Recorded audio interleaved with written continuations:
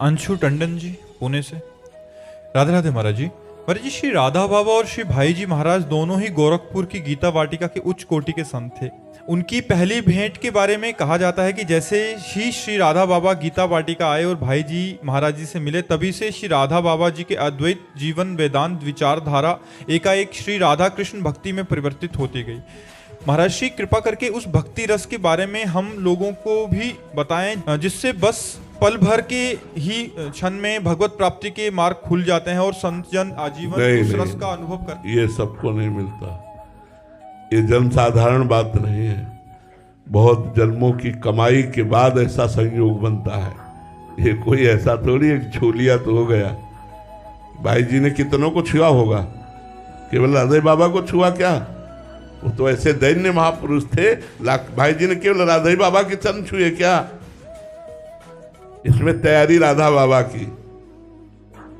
भाई जी के हृदय की पूछो तो पूरे विश्व को राधा कृष्ण का प्रेम प्रदान करने के लिए हर समय उत्साहित रहते थे, लेकिन पात्र तो मिले।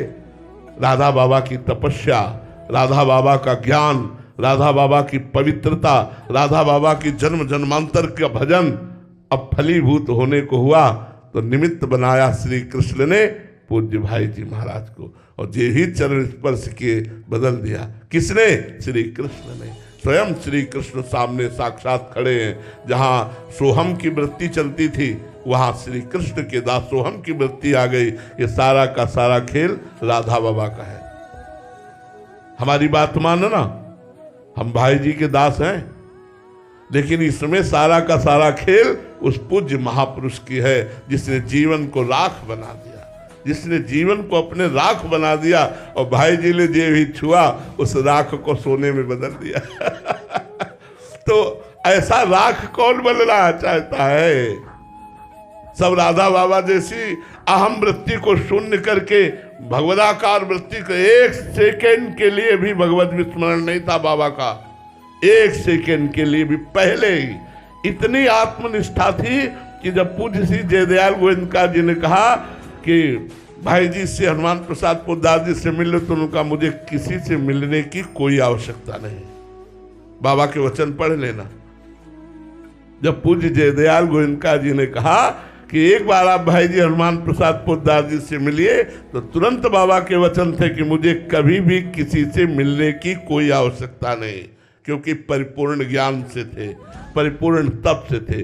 अब यहाँ लीला होनी थी, अब यहाँ लीला होनी थी कि बाबा को प्रेम रस में डुबोना था। तो श्री कृष्ण रूप भाई जी महाराज वह चमत्कार प्रकट कर दिए। अगर भाई जी के चरण स्पर्श की बात कहो तो गीता वाटिका में पता लगा लो, लाखों के चरण भाई जी ने स्पर्श किए होंगे, क्योंकि सब भारत के विश्व के संत महात्मा जाते थे और भाई जी गृहस्थ वेश में थे, इसलिए सबके चरण छूते थे। क्या किसी को जैसा राधा बाबा का अनुभव हुआ वैसा किसी को हुआ? नहीं हुआ। इसमें प्रधानता राधा बाबा की। राधा बाबा का जो जीवन है, भाई जी के प्रति जो समर्पण राधा बाबा का है, वो देखने योग्य है। भाई जी का शरीर पूरा हुआ, जहां चिता लगी वही पूरा जीवन निर्वाह किया। जहां भाई जी बैठे वहीं बाबा बैठे, जहां भाई जी सारा कर दिए वही बाबा किए। ऐसा समर्पण। हम तो देखो, श्री कृष्ण की महिमा तो अमोघ है ही, लेकिन उनसे बढ़कर उनके दासों की महिमा है, उनसे बढ़कर उनके दासों की महिमा है। तो भाई जी की महिमा तो है ही, लेकिन भाई जी से बढ़कर के पूज्य राधा बाबा की यहाँ महिमा है। उनका समर्पण, उनकी तपस्या, उनका भजन, उनका त्याग, उनका अपनापन भाई जी को दे देना, ये सब बड़ी बात है।